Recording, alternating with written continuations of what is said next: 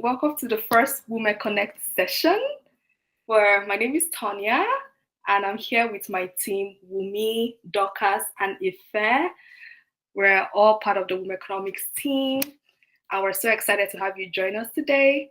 So we did send this cute background to everyone. So if you want to join us, put on your camera. You can. So if you check your invites, this PDF would be there. You can just download it and add it as an image on your background for Google, and you can join us and look this fabulous. So we just give everyone a few minutes. Thanks, everyone. Hope everybody had a good day so far. Let us know how you're feeling. How's your day been so far? You can comment on the chat while we just wait to get started.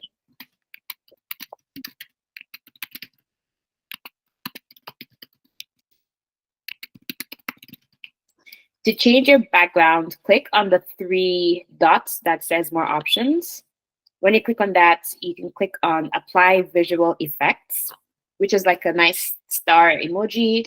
When you click on that, it shows you some options and a picture to add a photo. So you can click on that to add your own background, and that's how you can add our background.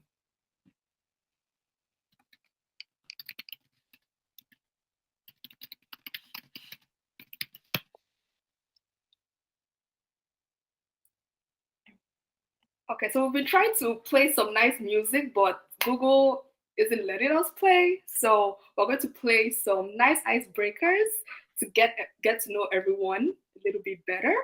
Okay, so I know Doc has prepared some nice questions for us. So we're going to ask these questions, and you can put your answers in the chat so we get to know each other better. Okay. Okay. So first things first, where is everyone calling from? I'm calling from Toronto. Wumi, where are you calling from? I'm calling from Toronto, specifically downtown Toronto. We have Camille from Montreal. Yeah. Where are we calling from? Diana, where are you calling from? I know, but Toronto, downtown Toronto. Hey, downtown team. Oh. Vegas also in Montreal. So we have Montreal and Toronto so far. Okay. Ifeoluwa is currently in Nigeria. David is in Toronto. Amazing. Okay. Yes, I'm from Nigeria. I'm coming from Nigeria. Thank you very much. It's a pleasure to be here. Yep. Thanks, Ife. And then Amarachi is Midtown Toronto. But no, actually, not Midtown, Italy. So it's either you're Toronto or you're not Toronto. So you're Midtown wherever you are. Awesome. Okay, so we can see some people are Toronto, Nigeria. So like I said, this is a global audience, right? I love that. So tell us, are you guys morning or evening people? Put it in the chat. Are you a morning person or you're an evening person? I'm definitely morning. I think these days I'm more of a morning person. Okay. Samirat says she's a morning person. Diana, are you a morning person, evening person? Wumi, Dorcas? Diana said, neither. I like my sleep. Camille is a morning person for sure. She's a gym morning person. I feel like when I was in university, I was a night owl. I'll stay up till like 1 a.m. But now I'm like, I want to go to bed by like 9. I'm tired. It's old age. It's old age. It happens.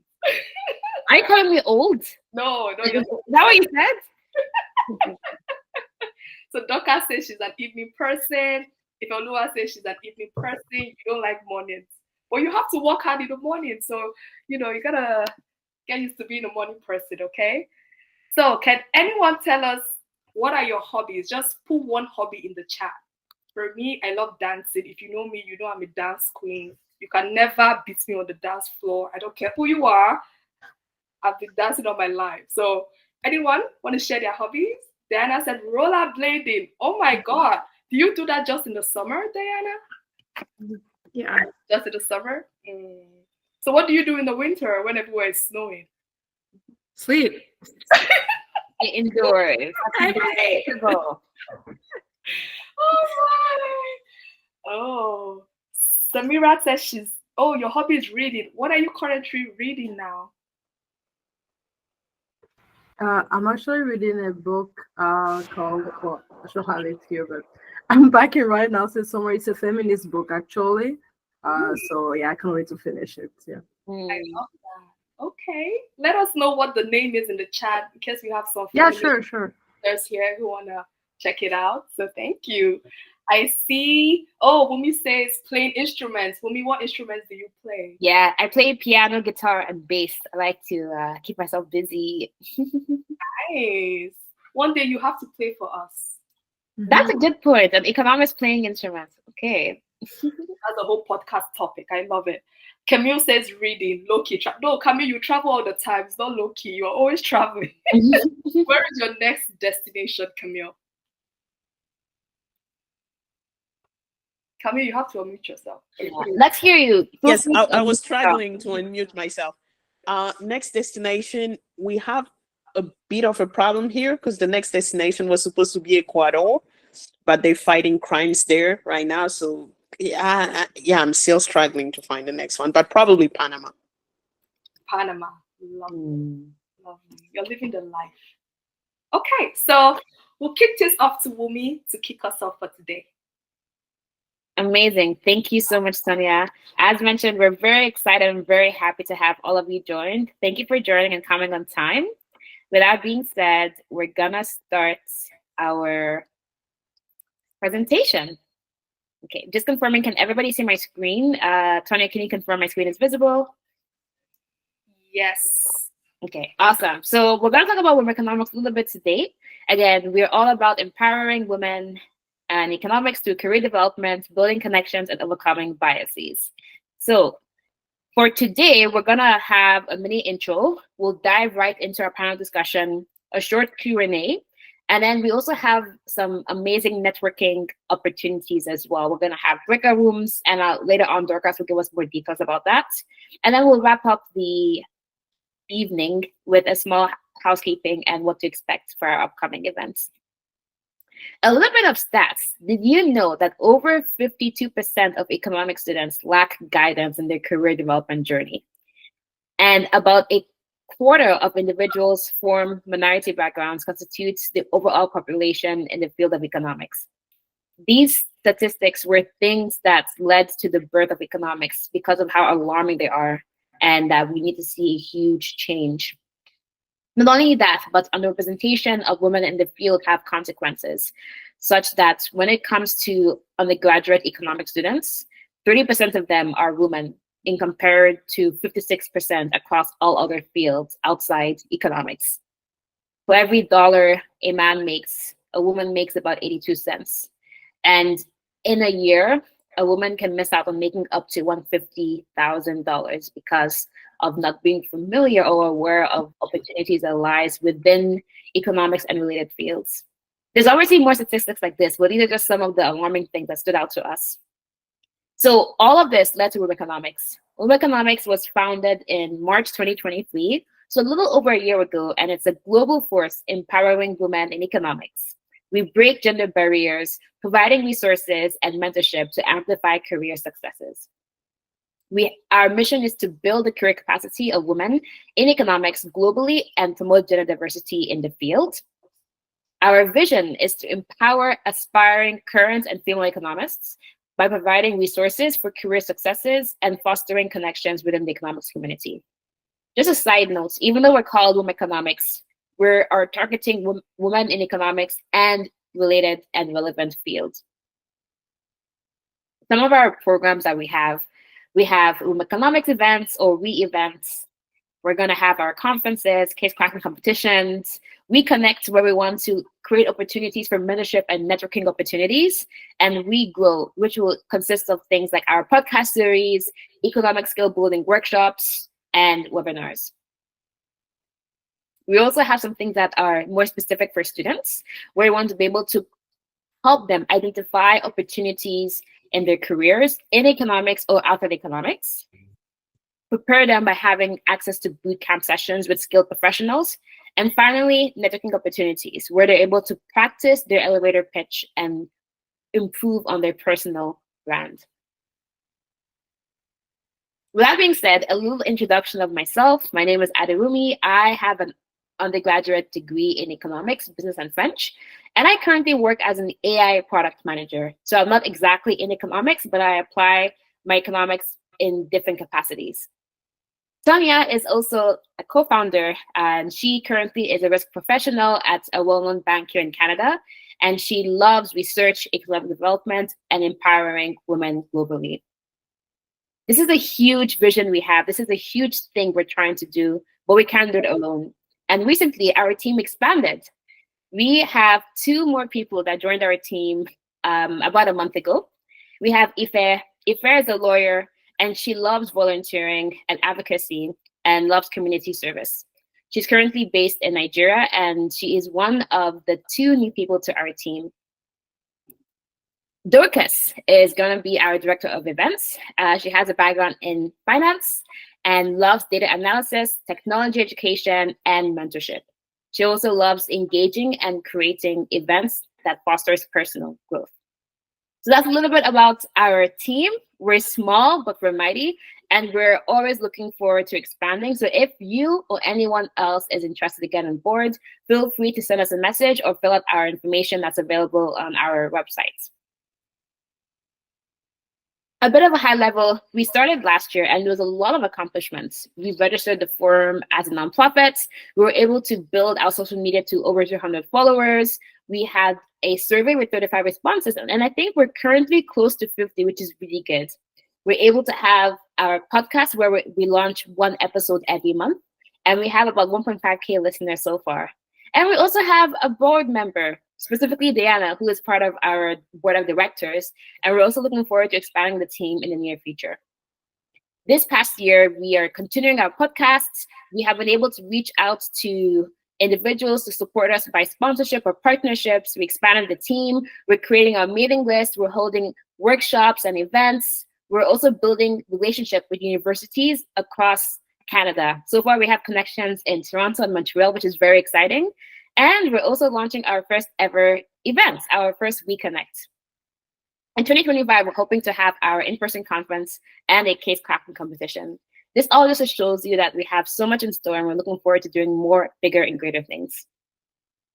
With that being said, today, our event is all about the life of an economist, specifically Diana. I'm really excited to introduce her. And before I pass it over to Tonya, who would moderate the panel, I'll quickly read her bio. Diana is a director in the economics advisory team at Altus Group. She joined in 2022, where she provides leadership of studies, policy analysis, and forecasting services. Diana has a broad base of experience as a real estate and land economist with 2 of Canada's major banks, where she was responsible for forecasting and analyzing real estate and economics trends across Canada. In the 4 years before joining Altus, Diana was a senior economist at the Center for Urban Research and Land Development at Toronto Metropolitan University, analyzing the impact of demographics and government policies on housing markets and urban growth.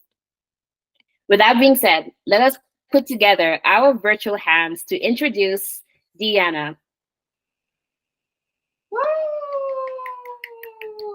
Thank you. Oh, I see all the hands float. Oh, I love that. Thank you. That's a very warm welcome, Diana. I assume we already love you. Thank you, everyone. I'm really excited to be here. Thank you, Diana. Welcome. So, side note, Diana is actually one of my mentors. I joined an association called the Toronto Association of Business Economists, and that they had a mentorship program which introduced me to Diana. And since then, I think it's been 2 years now. She has been instrumental to my career growth and even to the birth of WomEconomics. She said, do it, do it, do it. And now we're doing it. So Diana, thank you and welcome to our WomEconomics community. Okay, so before we go into the economics, the interest rates, and the interesting things that people are curious to know, Diana, we want to get to know a little bit about you, okay? So you mentioned that your hobby is rollerblading. Okay, so do you have any thing on your summer bucket list for this summer, apart from the rollerblading, of course, because we already know that? Yeah, well, I want to do my garden. We recently purchased a house and we ripped up our landscaping, so I would love to fix that, put some trees outside, some flowers. I'd like to relax and read. You know, I feel like I've been really busy over the last year, and I just like some downtime to actually read. I do enjoy reading as well. But the real big thing I want to do is I want to get out west. There's this hike out west. It's one of the tallest mountains in the Rockies, and I want to do that. I'm kind of terrified of it. I'm a chicken when it comes to hiking. I don't like walking downhill, and I don't like exposure, but I like pushing myself through that to teach myself that I can do it. As scared as I am, I can still do it.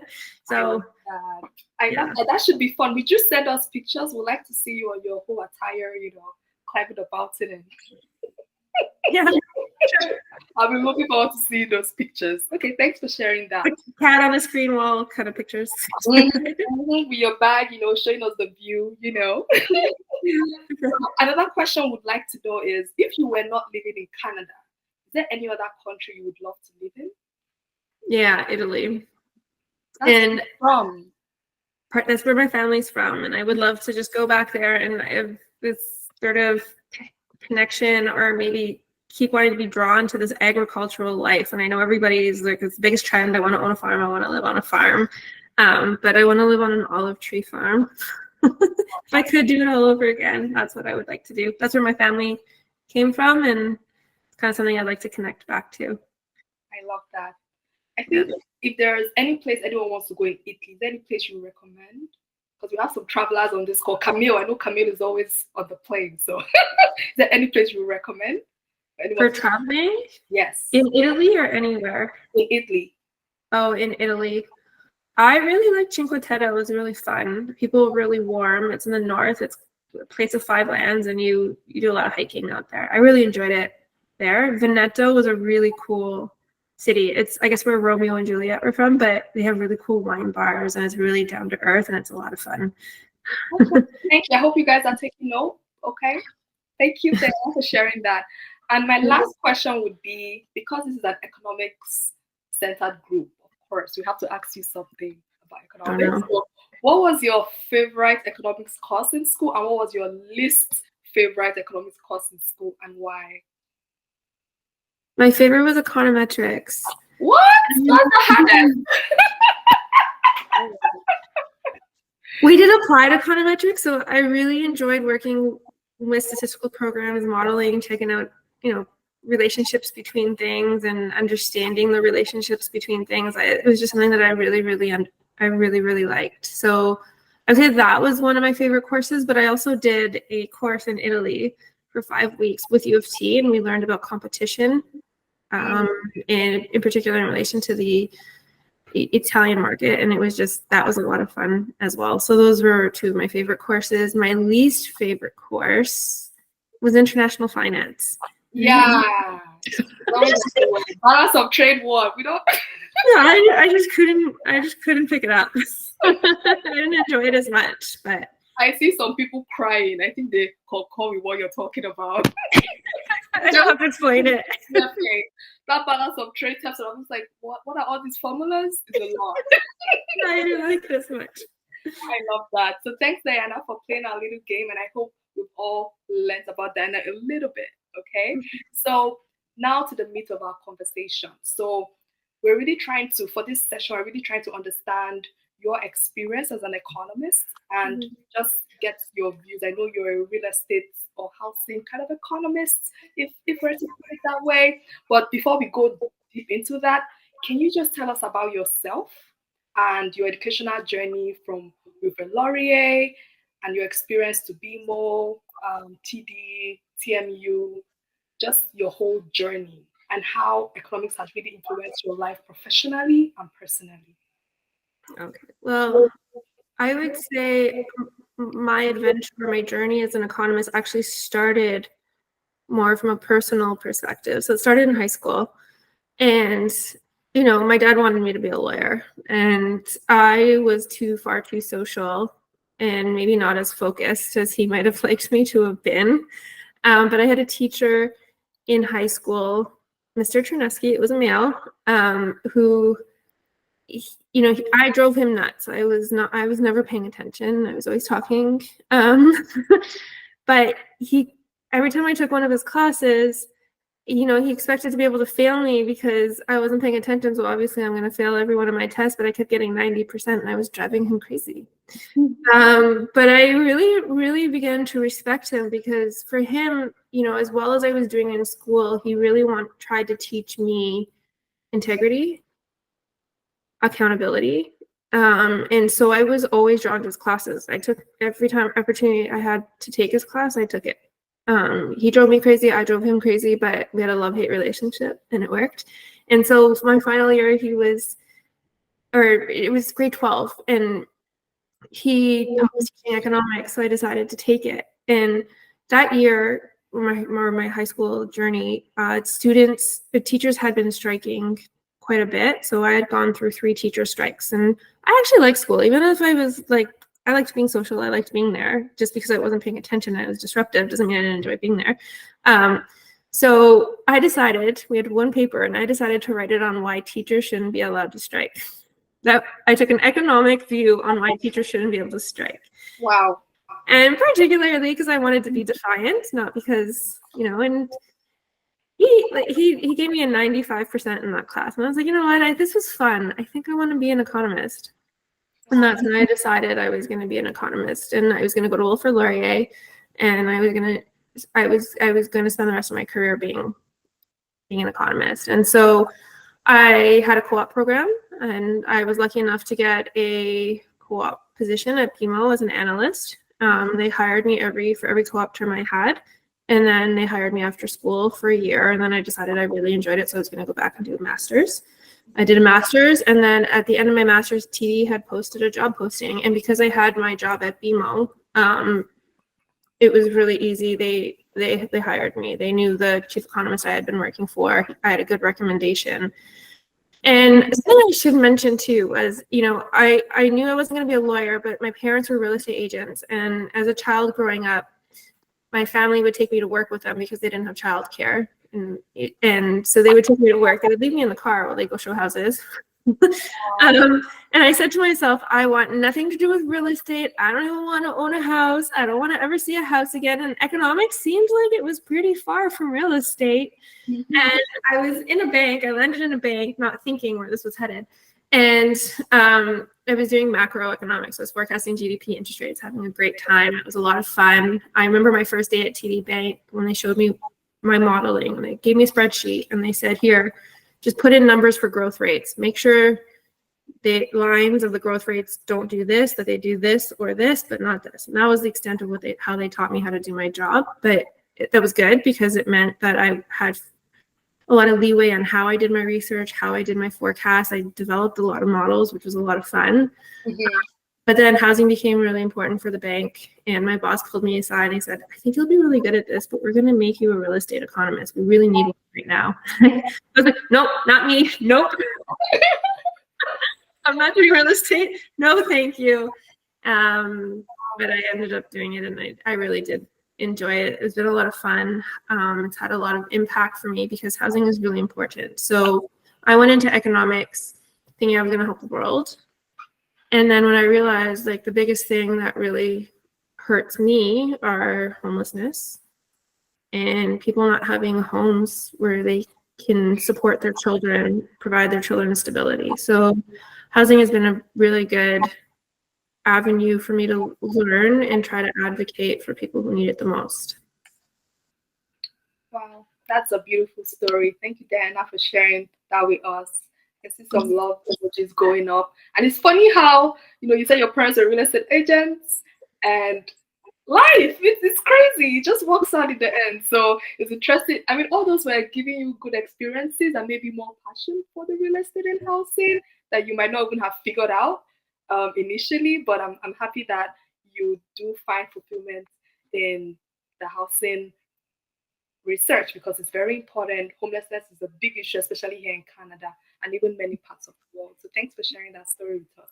So moving on to what you're currently doing with Altus Group, can you tell us more about what you do right now with them as a director of economic advisory? I know it's more of like a consulting kind of role. So just a little bit about that, and just walk us through your research process for, the way you do your analysis, how you gather data, how you communicate that, just your whole research process from start to finish. Okay, so we play like a role. We have many hats that we play. So majorly, like the repeatable work that we do is we support developers through the development application process in many different ways. So one of them is when they're putting an application because they want to develop, building or subdivision, they need to submit with their application a couple of reports, and some of them are economic reports. So we help with them with that. Sometimes, there's financial incentives that are available to them, and they need to understand what financial incentives are available to them. So we help with that. Sometimes the municipality needs to understand what the fiscal impact is going to be. So how much is this development going to cost us, or is it going to make us money? So we help them with those estimates. So we do everything from there, or a developer might actually want to know, well, is this actually feasible? What should I be building here? And so we help with that decision. And then we also help municipalities too. So we do land needs assessments or housing needs assessments. So we look at what do we actually think is going to be demand for housing, and where are there affordability gaps? And so what kind of housing do you need, and how much of it do you need? So we help municipalities with that. My first job was actually helping a municipality understand how they might be able to take advantage of ESG investing to support their affordable housing initiatives, which I thought was pretty cool. That was the most interesting project I've done there. And what my research project process is, and I still do forecasting. We have guys who do appraisals, women and men. We have a team that does appraisals, and we support those appraisals with economic forecasts. So I still do economic forecasting. And so how do I go about my research? I always tell people say, well, like, what do economists do? And I'm like, kind of like art with data. That's what we do, right? So you're trying to tell a story, you're trying to tell it in a compelling way, and you're trying to tell it in a way that's relatable to everybody. So that is effectively what you're doing. And I always start that process with reading. Doesn't matter what it is. It doesn't matter if I've done this model 700 times. It doesn't matter if, maybe I don't need some background reading on it. I always start that because I always find that reading does something to me. Like, it opens up my mind. It helps improve my creativity. It helps me focus a bit more by starting. So every research project starts with reading, and I don't care what it is, but I think it's really important to stay well informed, and it helps you with your work in the long run. And then I go to data. I always like to play with data and say, is there anything new or interesting I can learn? Is there anything new or interesting I can do for this project? So I play with data, and I do modeling.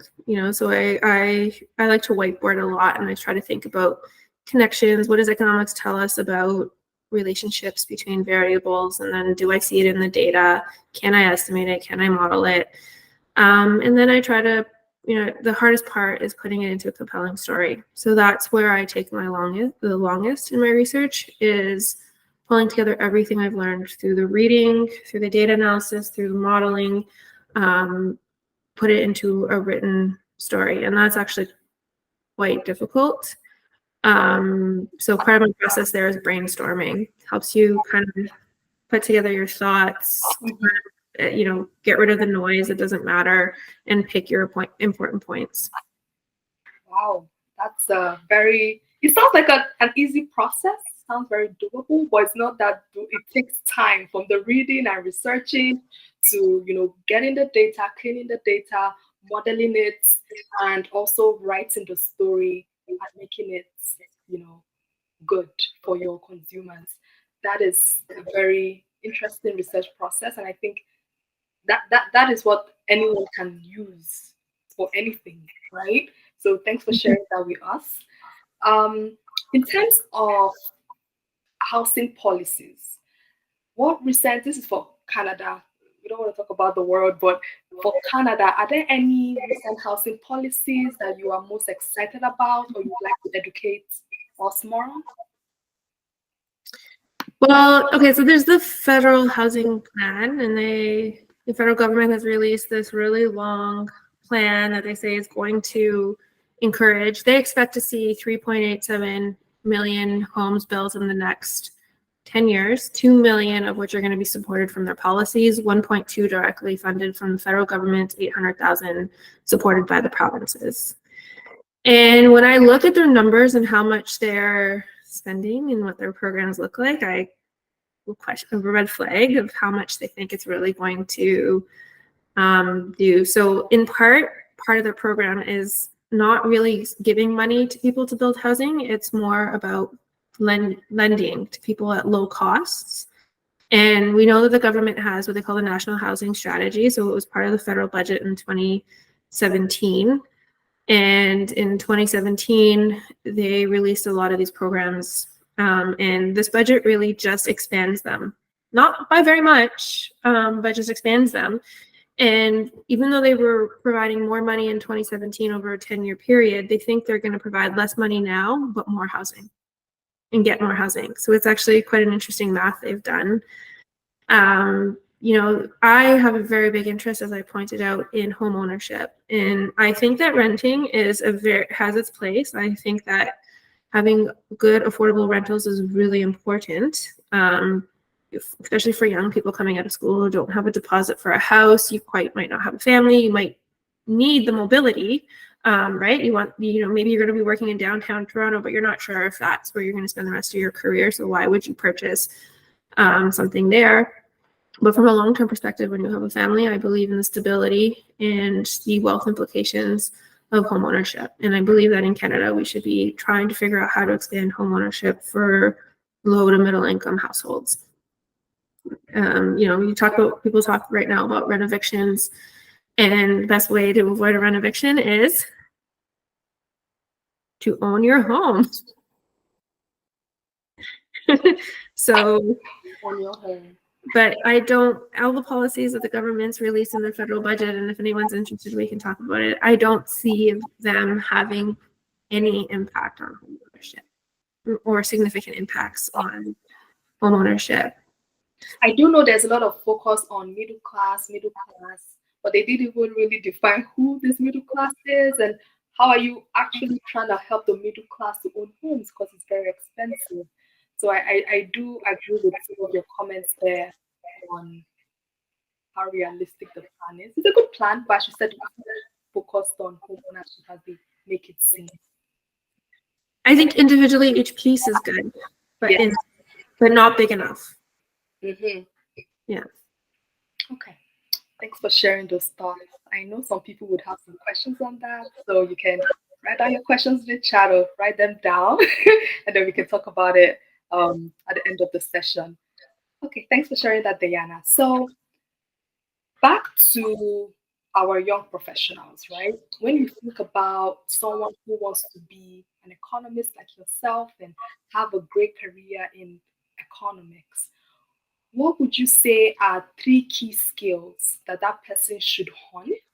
And what tools do you recommend we learn to really improve our economic research, especially like high demand tools right now in the market? Okay, number 1 is your communication skills. So both your written and your speaking or oral presentation skills. So I'm going to put them as one. I'm going to put that as one skill, communication.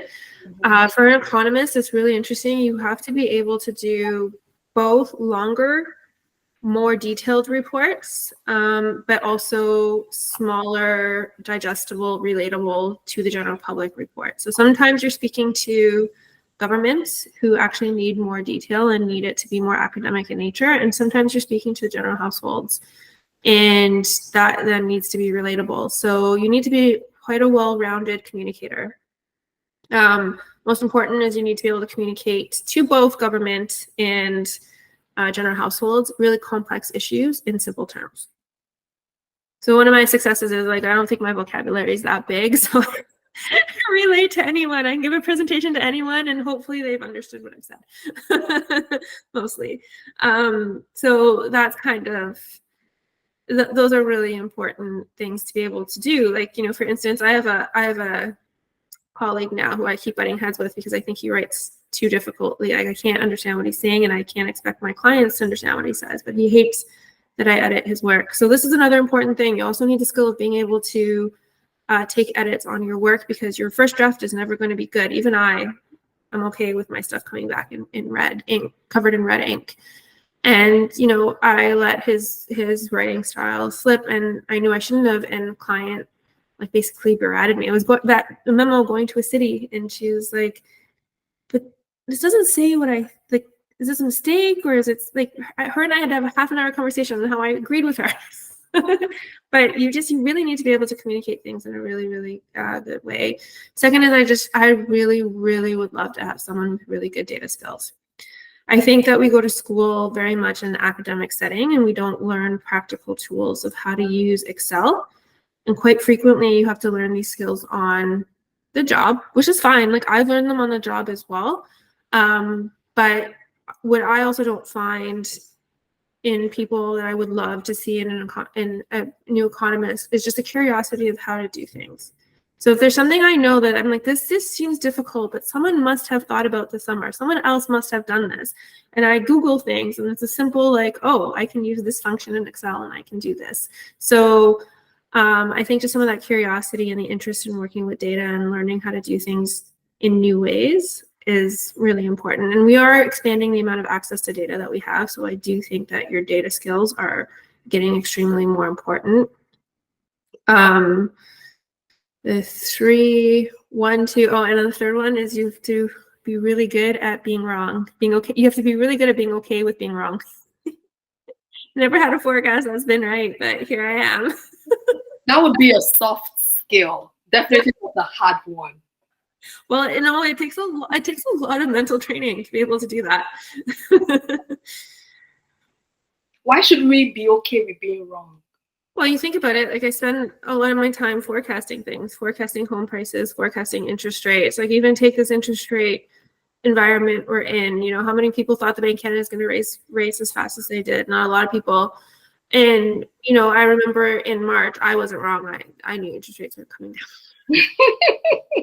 Coming into this, you know, this year, everybody said, oh, Bank of Canada is going to start bringing rates down as early as March, and we're in April, and they're not yet communicating that interest rates are coming down, right? So actually, I think banks thought they were going to start cutting by the end of last year at some point. So, you know, you're never right.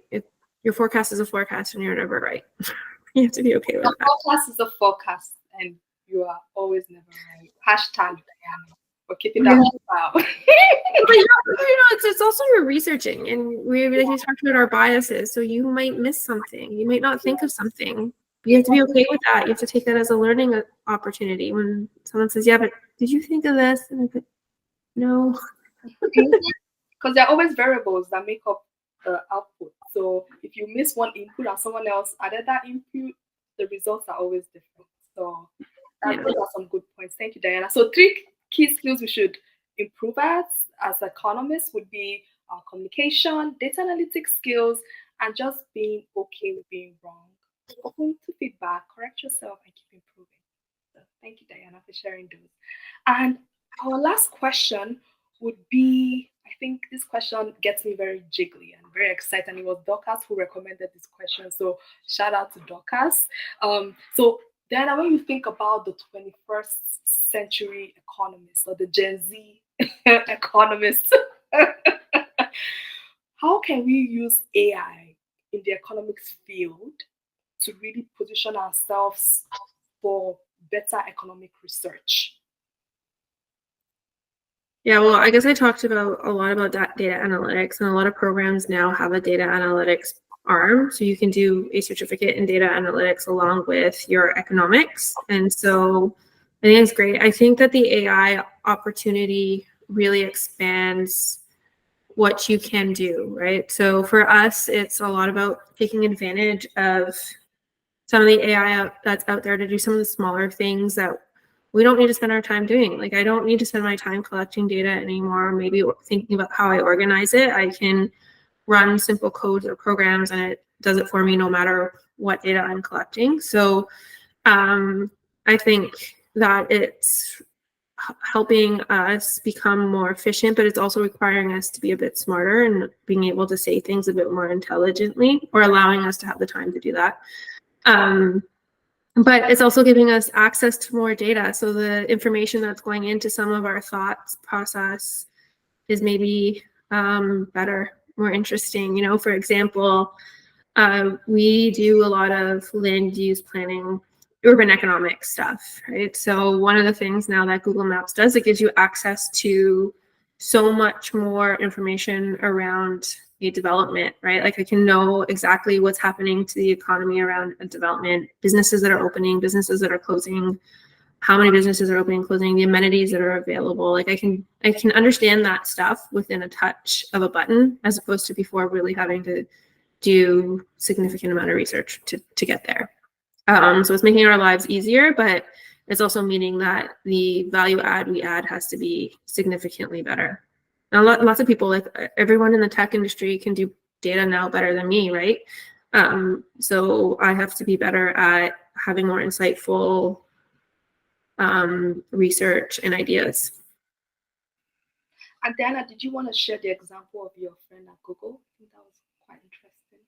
Oh yeah, well, I mean, it's also changing where economists can find jobs now. So, you know, I never would have thought about being an economist at Facebook or Google, but you can be. You can work in an economics department there. And my friend, not Google, Amazon, Alexa, my friend works for Alexa, and his job is to make Alexa smarter. So it's basically Alexa's listening to you and figuring out what marketing to send your way. So that's his job. And he works with a team of behavioral economists who work with him and help him understand that. I love that. I know Wumi as well is also an economist, but she's working in AI, machine learning, AI generative models or something. I'm like, what is that? So I love that opportunities now have increased for us, but we as economists, we have to upscale. For example, myself, I'm working in credit, but I use economic data to make credit decisions. So there are a lot of things you can do with your degree. You can work as a core economist, or you can apply your knowledge and build on that knowledge and get more skills like data analytics, credit, finance, just to really make yourself more competitive in the market. So that's great. Thank you for sharing those things. Okay. Oh, but you know, like, I think social media is also becoming more important, and I'm not someone who enjoys social media. Like, I don't feel like it's a good use of my time at this point. But if it's something that you like to do, ChatGPT writes amazing tweets. Do we have ChatGPT users here? Can you put some thumbs up? Can we put some thumbs up? Okay, yeah, I know Wubi's always like, use ChatGPT. I'm like, yeah, okay. I see Camille. I see Wubi put it, yeah. Thumbs up, yes, for ChatGPT. ChatGPT be saving lives and assignments. But please do your assignments first. I see everyone. ChatGPT's helped me like write so many codes to make my life so much easier. Like I even, you know, if I write a code and I make a mistake now, I don't spend hours racking my brain over it. I just send it to ChatGPT and he fixes it for me, or she, or whoever whoever, they, whatever. I love that. So thank you, Diana, for just sharing your insights on that, and I hope the Gen Z economists, or just anyone who is interested with economics and AI, you can see how those two merge. So just to wrap things up, and if you have questions, begin to prepare them, because this will be your time to ask those questions to Diana. But just to wrap us up, Diana, if you could go back in time, right, is there anything you would have changed about what you studied or your career choice? No, I mean, I really enjoyed my career. I think I went to Wilfrid Laurier, and I think if I knew better, I would have gone to maybe a slightly more academic institution. If I'm being quite honest, maybe I would have taken I took my school quite seriously when I was there, but I would have taken something a little more academic, and maybe I would have gone into the government first. So I 100% always recommend people looking for jobs in the government, because they teach you very good skills. So people say the government's kind of lazy and yada, yada, yada, except for Ministry of Finance, Department of Finance. Yeah. They do very good work, and people that come out of those areas are very well-rounded, and the Bank of Canada are very well-rounded, very well-researched, and very good at their jobs in the private sector and in high demand. So if you're still in school and there's an opportunity, and there's a lot of student programs in the government, there's still an opportunity. I would highly recommend taking one. Thank you. And they pay well. So They pay well, yes. Sometimes it's about the money. but I would do government then private sector. I don't know that I would go the other way. Okay, thank you for sharing. So now over to you. Does anyone have any questions for Diana? Again, please feel free to raise up your hand and you would be spotlighted to ask a question to Diana. There is no bad questions. I did have a question. Yeah. When you think about women and the challenges we face at the workplace, can you share just a little bit about any experience you've had in that regards and how you were able to overcome those biases? Okay, I'm going to share 3 experiences, 2 of my own that I have had to work through, and 1 that I see with some of the women I've managed versus boys. So I think, okay, so 2 is the 2 parts I think relate to the same thing. So I want to point out before I say this that my favorite manager ever was Craig Alexander. He was a man, and I had a very easy time working with him and communicating with him. So it's not everybody. I think that I come across these challenges in that men and women think differently. They do economics differently. They communicate differently. So I found it actually quite hard at some points to relate to a lot of my male counterparts or even my male managers. So just as an example, I would say something, let's just say something silly like, hey, the Toronto market looks like it's becoming a buyer's market, like prices are going to start to fall, something very simple. And my boss would look at me and be like, you don't know what you're talking about, Diana. The market's very tight and prices are going to keep on going up forever. And then, maybe a couple of days later, he'll send me an article of a man's written about how the market's loosening and prices are going to come down. Like, I thought I was saying the same thing. What the heck? And actually, you'd be really surprised at how many times that happened. So what way I've tried to overcome this challenge, sometimes I just have to ignore it and just be like, all right, I'm never going to win here. This is just, okay, great idea. I'm going to put that in my forecast sometimes.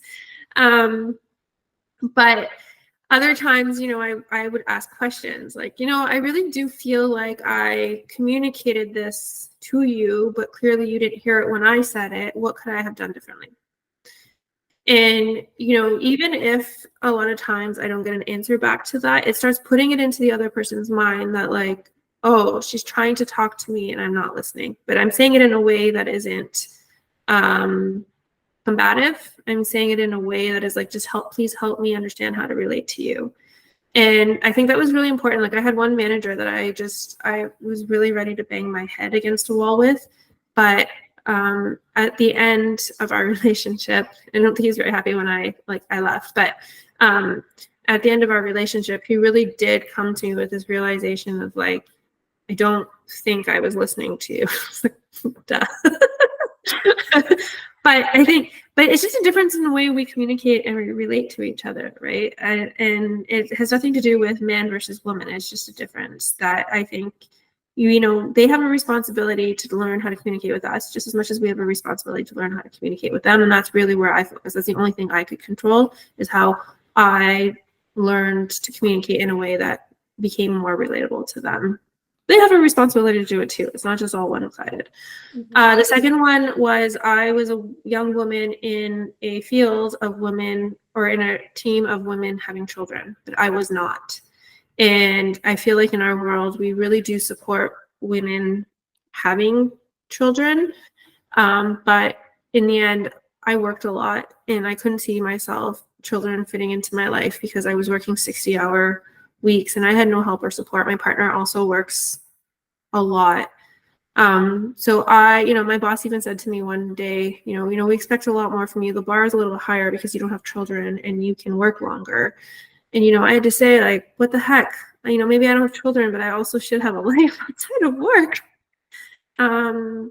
So, I really hit burnout. Now, I do want to say that burnout is something that I think is internal. I think that, looking back, I was working a lot and I wasn't stopping, and it wasn't my choice. I was being forced to do it. But these days now, because I went through that and I gave myself the time to recover from it, you know, I learned that lesson that like I just gave up having children to support a career that wasn't getting me anywhere. Even there's research to show that your boss doesn't know how long you're working. They don't know whether you're working 80-hour weeks or 40-hour weeks as long as your research is good or your work is good. So working that long actually was not necessary. But even when I have to, I come to it now at a point where it's my choice. I'm choosing to do it, and I'm okay with that. I've made that decision. I've prioritized it, and it's not just a habitual thing that I do. So that was a really important realization. But you can get overworked as a woman without children. You can end up getting very overworked in the workplace, and so I would caution against that. Now, the third one, sorry, I'm talking a lot, but the third one is what I see when I was managing students at the Center for Urban Research and Land Development. One thing I noticed is that boys are far more likely to always be in my office, patting their own back, asking questions, working with me, and they are their own champions. They are very good at championing themselves. That like, look at this great work I did. I did this, all of this, A, B, and C, and I'm amazing. And oh, but I'm having a difficulty here. They're also really good at coming and asking you for help when they need it.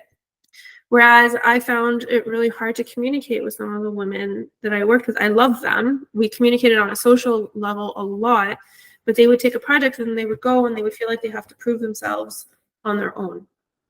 And that meant that they weren't in my office talking to me. So it was really hard to develop a work relationship with them. At the same time, they weren't championing themselves. They weren't selling themselves as much as the men were doing.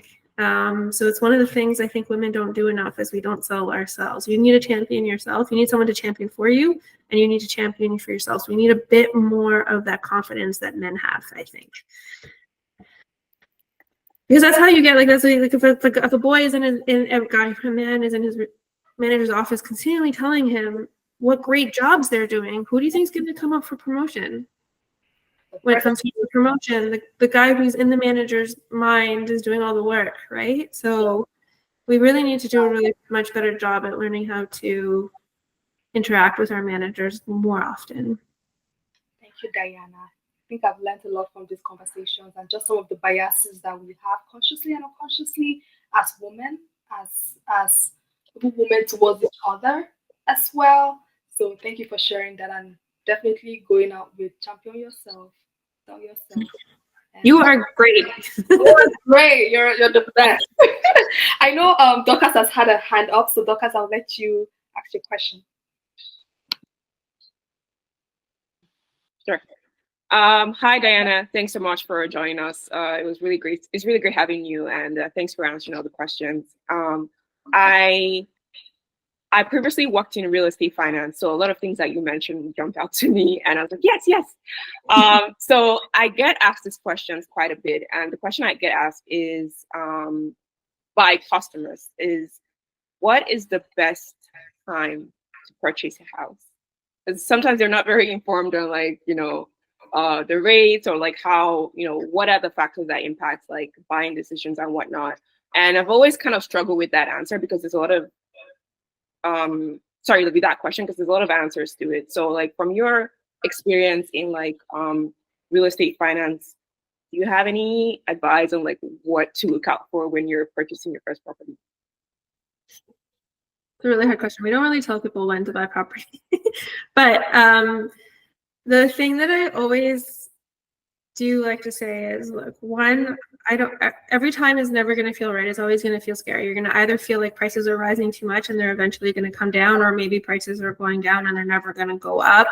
But for the most part, like for the people who do not lose their jobs, for the people who are able to continue making their mortgage payments, I don't think real estate's ever not paid off for anyone. Owning a home has never paid off. Like, my dad made some really bad real estate investments and he came out okay in the end, right? So, it's a good form of savings that sometimes just pays for itself. So even if you're living in your house, you're paying your mortgages, but you're not paying rent somewhere else. If you're renting out part of it, even if the value of it's going down, you're probably making that up through the rent that you're you're taking in. So I think that's why real estate really feels like it's only ever gone up for a while, because in itself, it is actually always made people better off no matter what. But when I was advising my friends that were trying to get into the market, I always suggested that they waited until they're like, the best time to buy is when you have choice. When there's a lot of supply on the market, you know, you're going to be able to maybe bargain a better deal at that point, but also you're not going to be pressured into spending too much money on something that's not for you. That's usually what I say. Thanks for that. But also they should just continue getting, if you're in the market and you're waiting and you're trying to jump in, just continue getting your mortgage approvals over and over again. Something like when we bought, it was great. Like we didn't time it quite well, but we timed it when there was a lot of supply on the market. The market was really quiet. Nobody was out purchasing, and interest rates were going to go down.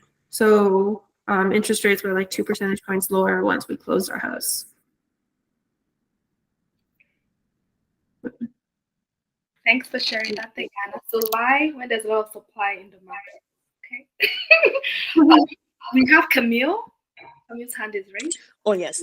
Yes, hello, Diana. Thank you very much for the presentation. It's very grateful of you. Fellow econometrics lover here. No, it's not going to be very popular. You know, we talk about a lot about the generational shift and in attitude toward home ownership, especially among the younger generation. Being an economist in real estate and having seen the numbers and seeing the numbers, do you think this is really a trend? Do you think this is really a thing? And if that's a thing, what do you think the long-term implication might be if young people don't get involved in owning real estate and buying real estate? How is it going to affect the real estate market very long term? So, I mean, every generation goes through its thing, right? So the Gen Xers spent too much money on their Starbucks coffees and were never going to own houses, but they had high home ownership rates. Millennials were spending too much money on avocado toast, therefore we're never going to achieve home ownership. But here we are talking about how we need to discourage people from buying houses. The problem is they buy too many houses. So I think that there is this generational issue. Like Gen Z technically should be at a point in their lives, and younger millennials even should be at a point in their lives where they're renting. Like renting, it's just that there's a lot of them right now, I guess. But renting is generally the predominant living choice until people hit between 25 and 44, but mostly 35 and 44. That's when you see the biggest shift into homeownership. So I don't know. I think we're just putting some labels on what are historical trends anyways. It just happens to be that there's a lot more Gen Zs. A lot more of them happen to be coming to Canada through immigration as opposed to, being here longer term. So maybe you were here with your family, so you lived with your family, but a lot more Gen Z are coming here on their own. They're coming through immigration. Like I'm looking at a lot of people here who I'm sure live on their own because they've come here through immigration on their own, right? So, and the boomers did that too, actually, or a lot of them also did that too. So it's not that surprising that renting is up, but I think that we're going to see, from a longer term perspective, we're going to see a shift back into home ownership as Gen Z gets older and further along in their career. And I think there's a lot of research now that's actually showing that even though we're talking about these intergenerational wealth gaps, there's a lot more CEO Gen Zs than there were millennials CEOs. And I was looking at the numbers, the income of Generation Z, like there's a lot more opportunity and they have much higher incomes than generations that have come before them. So I think that, and the boomers are starting to retire now, so there's going to be a lot more opportunity for Generation Z. So I actually see from a longer term perspective, I think we might see a downturn in the housing market in the near term, but I think that we're going to see a shift back into home ownership over the longer term. I hope so. It's good. It's good. And we need people. We need families to be created. We need population growth is important for long-term economic stability. And if you want people to come to Canada, they need to understand. They need to believe that they're coming here for better opportunities.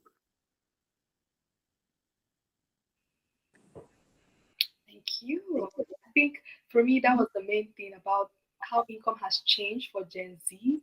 Gen Zs are earning higher. Like I know I'm definitely earning more than what my parents were earning at my age. So income has really improved. So it gives you more accessibility and makes housing more affordable to you. Of course, if the prices are more favorable. So thanks for sharing that point. Well, prices are a lot higher relative to. They're quite high now, but We do hopefully need the prices to come down a little bit. We need more affordable. for sure. And that's the point of supply, right? Hopefully supply increases and it will help to balance the prices. I do have 2 questions in the comments. And Diana, we can take them quickly, maybe in 1 minute or so. So Ife Oluwa has a question. She's asking that for persons who do not have a background in economics and want to switch or find an intersection between what they studied and economics, what opportunities can such persons leverage to advance their career, and how likely are such persons going to succeed as an economist? So I don't know. This is a really difficult one because what is the original? Am I allowed to ask what the original background is? I know she's a lawyer. Okay. Can we switch places? I would love to. She's in Nigeria, Diana. Do you want to go to Nigeria? Yeah, I would. Why not? That's a really hard question because historically, like in the US, it's really hard to break being an economist because like you actually may even need a PhD to be an economist. And then for a long time, you needed a master's to be an economist in Canada, but that's changing. So I think, an undergrad, I know someone who did, she did business in school and then she did an add-on. I think there's a 2-year program at Ryerson where then you can now also add on 2 years of economics programs and that gives you an economics degree. So she did that and she's been quite successful at TD. I know someone else who she just has an undergrad at BMO and she's been quite successful there, but I think it's very, very limited pool of people who don't have a master's in economics that are in economics. But having said that, I am watching a lot of people now because of social media. Like if you can say really smart, intelligent things that are relatable, you can start being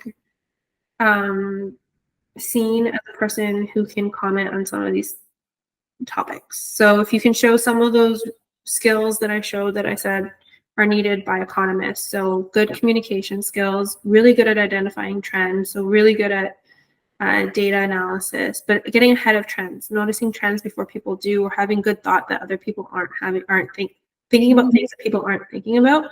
It's actually really easy now to have yourself recognized as someone who can comment on these issues and do these things. So there's that. You may also want to try just talking to people, right? So in large part, unfortunately, your job and your labor market opportunities are a function of being able to network and get to know people. And I think there was a question that Tanya didn't get to that she had an idea of how I was going to answer it, but I also wanted to say, like my partner always says, how do you build strength in relationships in an industry? And it's not necessarily just going to industry events, but it's also showing your worth to people who are in the industry. So I have one colleague now who he private messages everybody. He has no shame, and I think it's great. And this is something that women need to learn from men. He will message just anybody and provide them with information. So Mike Moffat's a big economist now in Canada, and so he wants to be on Mike Moffat's team.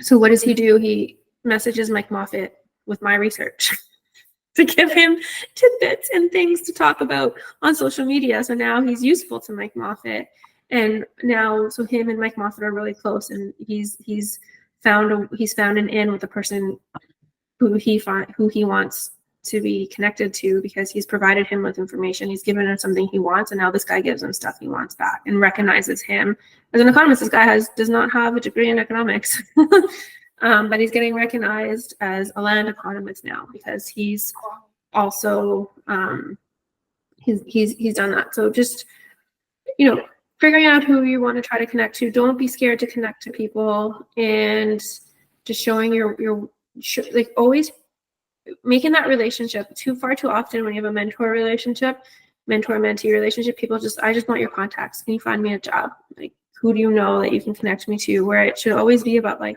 how can we make this a symbiotic relationship? How can I benefit you and how can you benefit me? And then our whole world is based off of these type of relationships. I love that. That was a really long-winded way. I'm really sorry. I know, but I mean, I personally have learned a lot from that. I usually say have no shame. Shame does you nothing. If you want something, just get it, you know? Oh, Isabel has a question. Okay, Isabel, you can ask your question. Hi, Tonya. Just confirming that you can hear me. I have earphones on, so I don't know. Can you guys hear me? Mm-hmm. Okay. Yes, we can Thank hear you you. so much. Oh, perfect.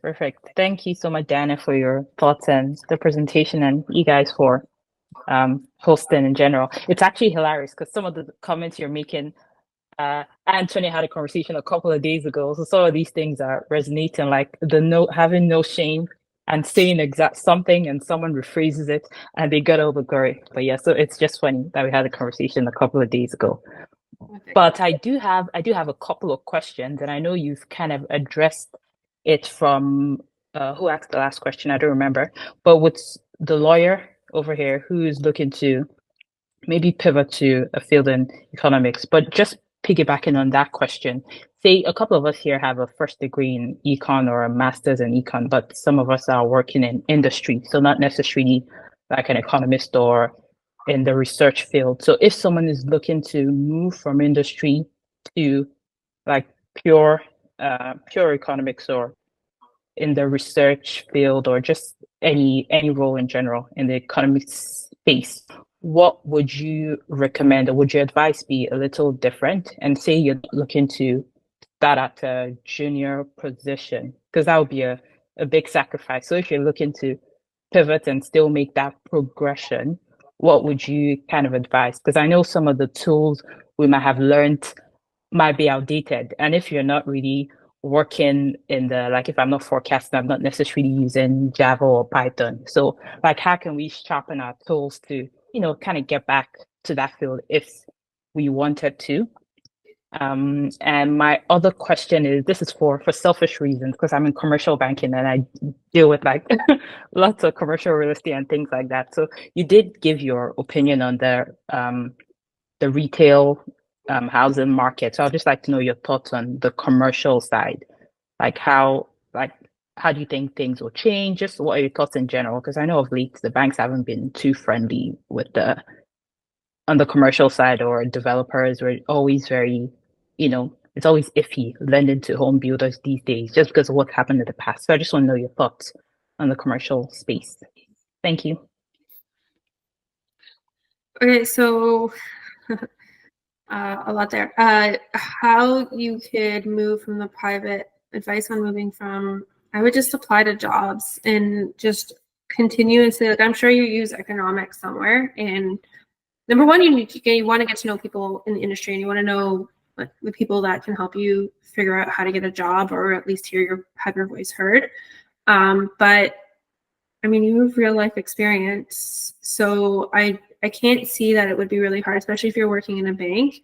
That it would. I mean, the number of jobs that are there are they're not like a whole lot of jobs, but moving from one aspect of a bank, so commercial real estate, into an economics role in a bank, actually, I don't think would be impossible. And I think that your application would be looked at quite strongly, just because you have on the ground experience in addition to your economics background. So like, it would be a matter of being able to communicate exactly what you've been doing, how you feel it strengthened your understanding of the economy and trends that are happening. Like, I learned a lot from people who are working in the industry a lot too, right? It's not as if I think as an economist I know everything. It's, you learn from talking to people, and people on the ground normally understand the economy better than you do as an economist. So I would play that up a lot more. Your resumes, for sure. I would also say, like, research is hard to do from a long-term perspective. I'm getting really tired. being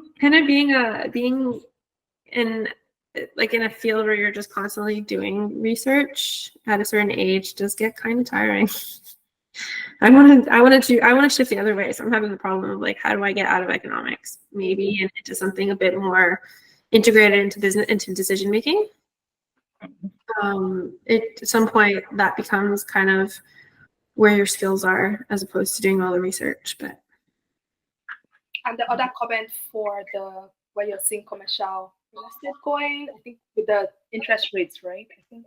Yeah, well, there's a lot of government support for commercial real estate. So a part of that 1.2 million new homes is going to come from the GST rebate and ability to. But I think it's the biggest problem the commercial real estate market is facing right now is the foreign buyers ban. Because you don't get your lending unless you. So there's two issues right now for commercial lending, or developers getting their lending. They've always had a hard time getting their lending, but in Canada, you need to sell 60 to 80% of your development before you can get your financing in a lot of banks. Yeah. And we just put in a foreign buyers ban, and who's purchasing in pre-development stages? Probably mostly foreigners. Which isn't a bad thing. It's just a way to get access to capital and funding. It's not, they don't own them long term. They eventually sell them. So I think that we need to release the foreign buyers ban to maybe unlock some more of that financing. I think for them, the cost of construction is a really big constraint, and the ability to find people to do the work. So they also need to prove the feasibility of their projects, and that's really difficult right now. We just don't have enough people to build things. Costs are really high, and it's hard to make these projects look feasible. So how long do I think that's going to last? Do I think the GST rebate is going to help maybe a little bit? Do I think some of these amortization things like federal government's implementing maybe a little bit? It's always short term, right? So it's never a long cycle. So I suspect that the market will correct a little bit, and then it's going to come right back in 2 to 3 years. Okay, perfect. Yeah, that's good to know, because most people, like the business owners, they're predicting everything's going to be great like next year. So we always take it with a pinch of salt and listen to the researchers more as opposed to what they think. So yeah, thank you for your thought. Thank you for asking, Izine. You're welcome. Thank you, Diana, for sharing those insights. So thank you, Diana. I think this was a great session. We do have another nice session coming up where we're just going to have a quick breakout session, but we'll allow Doka to walk us through what that session will look like. And Diana has told me she will be hopping around, so she's still on here in case you have questions. So Doka, over to you. Actually, just before Dorcas, you go ahead, I want us to just quickly take a group photo to thank Diana for her time. So if possible, if everyone could please turn on their cameras, it would be really nice. We'll just take a quick photo, and then we're going to proceed to our breakout activity. So if you can, please turn on the cameras. Okay. Okay, 3, 2, 1. Okay, we're good. Thank you. So over to you, Dorcas. All right. Hi, everyone. I hope you have been having a really great time so far, and you've gained a lot of from the conversations that we've had on like real estate. Hopefully, you're a lot less nervous about buying a house now than before you joined this call, and like you feel more empowered to make decisions in your career in regards to like going into the field of economics and the tools that are required to succeed. So thanks so much, Diana, again for the discussions and like the presentation. So next we're going into like little breakout rooms or sessions, I would say. Part of our mission in WomEconomics is to build communities and also build a network of people that we can support, two-way street, mutually support.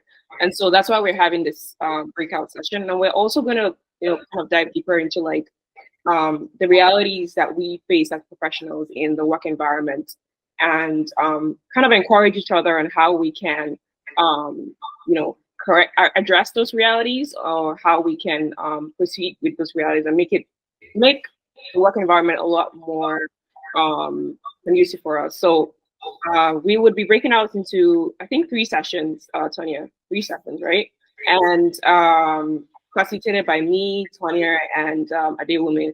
And Diana will be gratefully hopping between the sessions to answer any questions that you have. So feel free to ask questions in your sessions. And now I'm going to hand over to Adewumi to break us out. Yeah, thank you. So I'm going to open the room. So in the first breakout, it's going to be in the main room, so you're not going anywhere. It's going to be myself, Amarachi, Camille, Diana, Bega, and Amaka. In the second breakout room, it will be Tonya, David, Sarah, and Emanuela. And in the third breakout room, it's going to be Dorcas, Efosa, Ezine, and Nife. So again, we have a few prompt questions we're going to walk you guys through. We're short for time, so we're going to have about 10-ish minutes to network a little bit, and then we'll wrap up the event. So see you guys in 8 bits. Okay, rooms are open, so you should be able to enter into your rooms.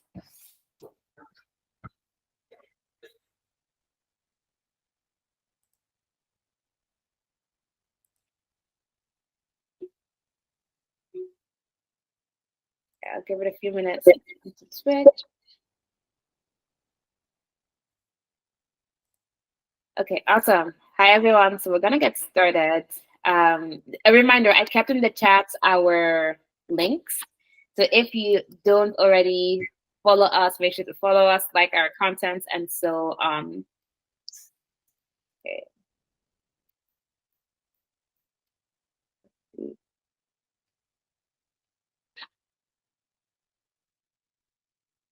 Okay, so purpose of breakout rooms, we're going to discuss reality we face as women and professionals that encourage each other to push boundaries and attain their goals. I'm just going to ask a few questions. We're going to focus on who we are. So talk about yourself personally, professionally, and what you're passionate about. So just tell us like your name, what you do, professionally, personally, what you're passionate about. And then when you finish introducing yourself, you're going to pass it off to another person. So I'll get started and I'll pass it off to someone.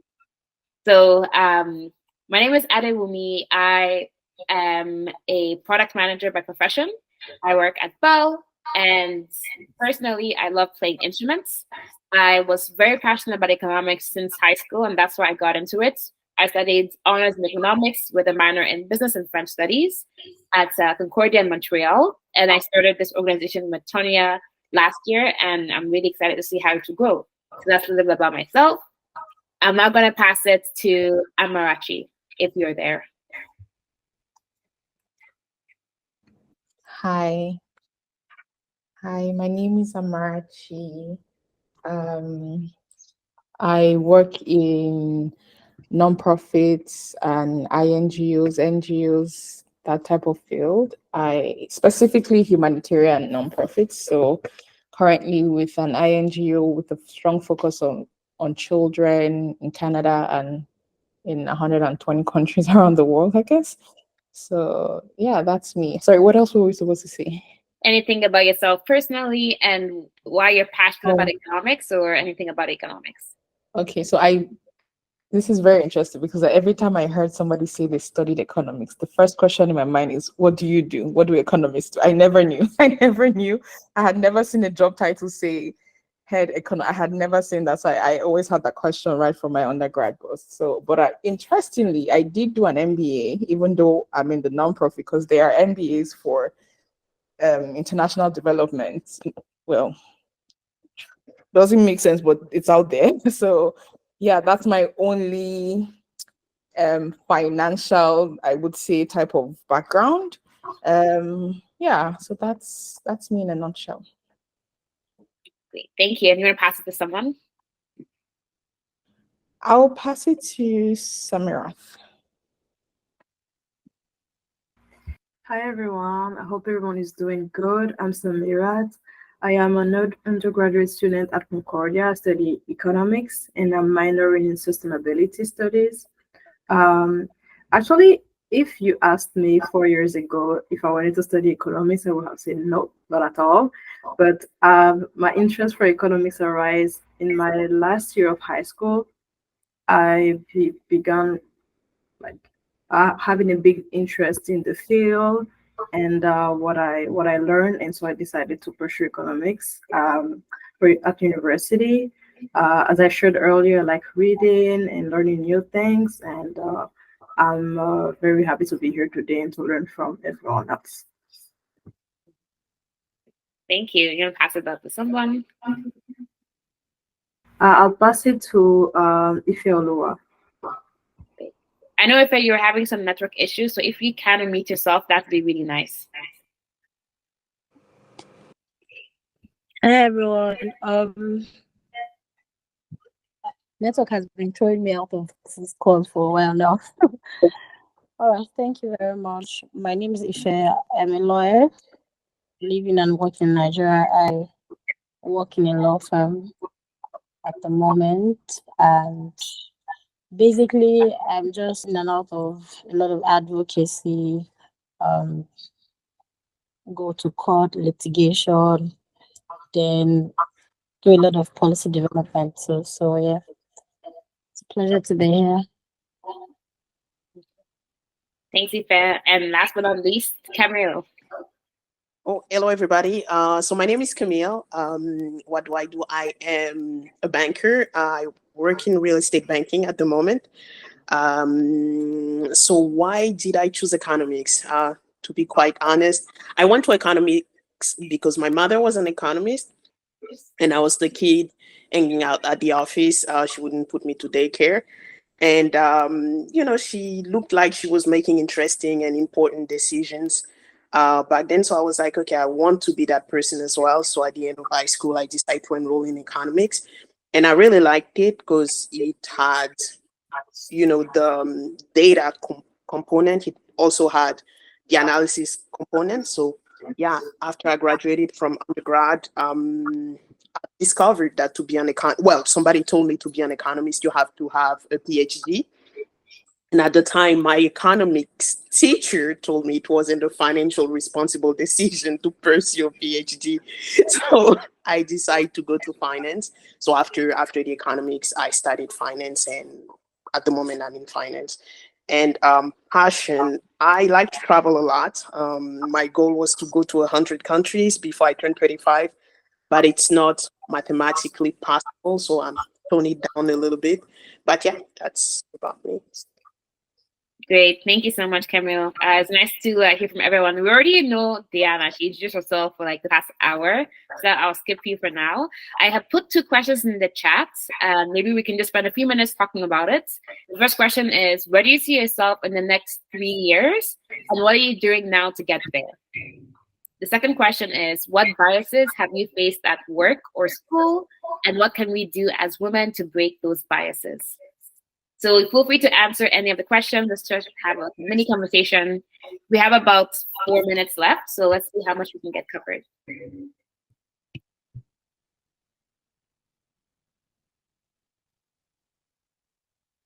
Well, I guess I can start. As I said earlier, I'm an undergraduate student. I guess in 3 years, I see myself finishing my degree. Simple as that, and actually getting into working.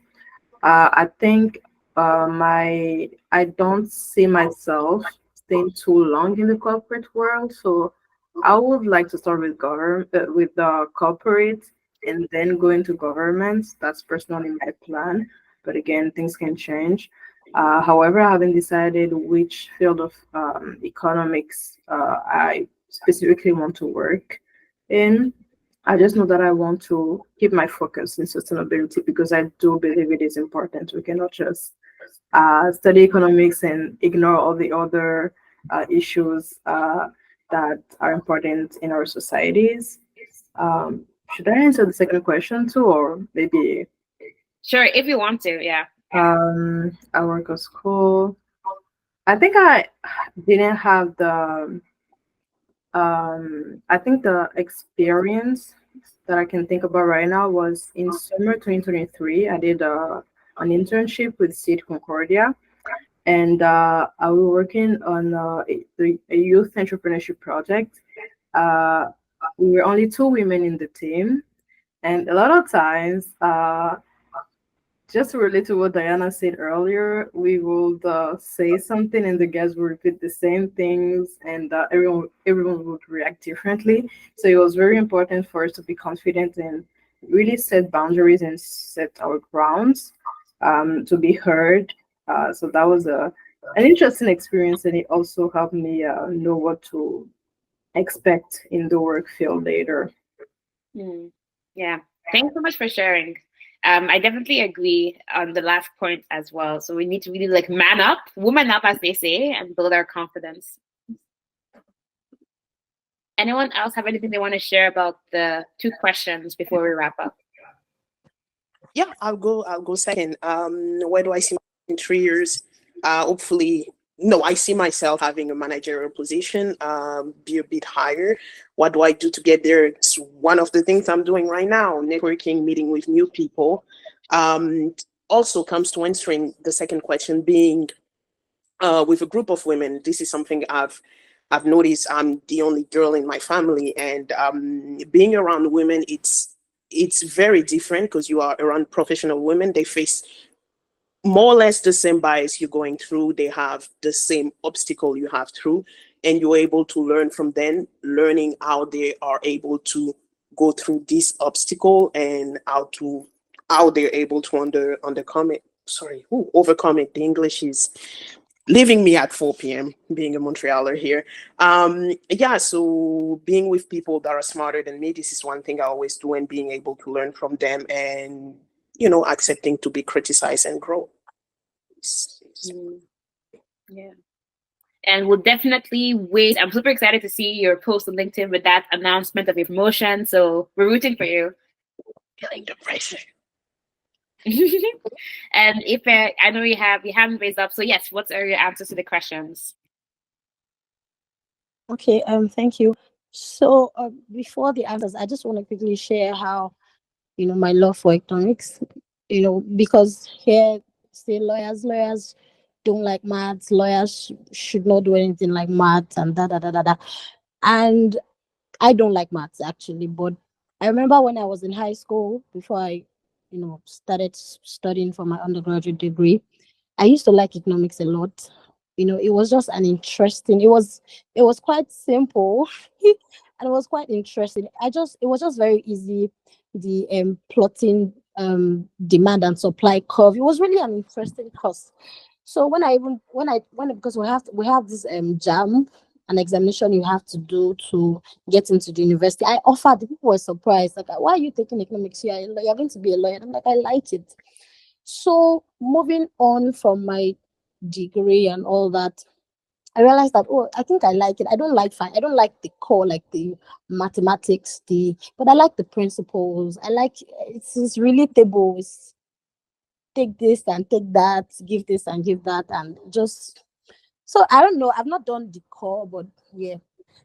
So that's what really spurred. I'm like, let me do this. Let me see how this economics. Let me pursue this field and see how it works and see where it leads. So in 3 years, I'm hoping that I would have really gained a good ground. I would have been able to eventually decide, okay, that I am doing this and this is the area of economics I want to specialize in, and of course progress in my career in 3 years. Yeah. Then as to bias that I've experienced, of course, when I was in the university here, there was this female students cannot run for student union government elections. I mean, it's usually very rough, because it's it was just stacked for rugged guys who could be rough, and I'm like, let's do this. In fact, I remember that it was recorded that no female has won that position in like 10 years. And I'm like, why are women not going for this thing? So when I announced that I was going to vie for that position as the senator in the House of Legislature at that time, we were really surprised, because even at the meetings there could be violence and all that. I just felt like these things could be worked on. We could have security. We could have these things could be improved. And my election was really slim. People had doubts. My friends were saying, "Are you sure people are going to come out?" And as it will happen, as God would have it, I won the election. And I think what really gave me a lot of joy after my tenure as a senator in the student union government is that I saw more turnout of women coming out to vie for this position. And it was really interesting because you would never know how many female students were waiting for somebody to just break the ice and let's see how it goes with this person. If they don't eventually if they don't what's that word, if they don't remove her, or if they don't tell her to leave, or she gets scared and she would say she's not running anymore. I'm just glad that I saw through the process and I came out victorious. And that's the first female senator in 10 years. It was a beautiful experience. Thank you very much. Thank you for sharing. That was definitely a good story, and I'm pretty sure from everything you have said so far, you were able to learn something about yourself, about building confidence, and also kind of having more clarity on what you want to do for your career. With that being said, we are officially at time, and the breakout rooms are going to close in the next 15 seconds. So we'll just give it a minute for everybody to join, and we'll just say a few closing remarks before we officially end the night. But it was really fun. I'm happy I was in the room with you guys, and I got to learn a few things about each one of you. So thank you so much. And Diana, I hope you've had a good time so far. I personally learned a lot from you today, so I'm very happy you also joined.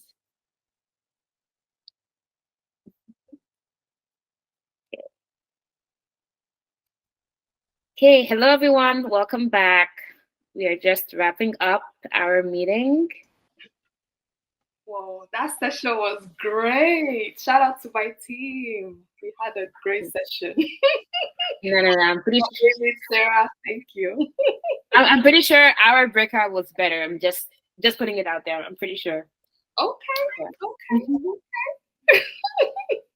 So it looks like everybody is back, but honestly, we had a wonderful conversation in my breakout. First off, we had Diana, she was with us, just putting it out there. Yeah, she come to our room. We're waiting for her. She didn't come. You guys held that off. True, Diana. We're waiting for Diana. Held her off. Sorry. I felt bad. I didn't want to just leave mid someone's conversation. Okay, next time, Diana. I wanted to fully hear what they were saying. I know we are officially at time. We're actually 3 minutes over. We want to be respectful for everybody's time. So first off, thank you so much for signing up. Thank you so much for joining. Thank you so much, Diana. We really loved your insights. And I think you can tell just based on the questions everybody had. We'll definitely love to have you at a future point in time as well. And a few announcements throughout the conversation. I kept in our chat our link. So make sure to click on the link. Make sure to follow us on Instagram or LinkedIn. If you have not yet, please fill out our survey. If you would love to be featured on our podcast, please fill it out. If you know somebody who wants to be on the podcast, share it with them. If you have an economist in mind or somebody you would really want us to have a chat with, let us know. We'd love to do it. If you're also willing to sponsor us, let us know, because we would love to host some more events throughout our upcoming months. With that being said, hope everybody has a wonderful evening and stay tuned for our next upcoming event.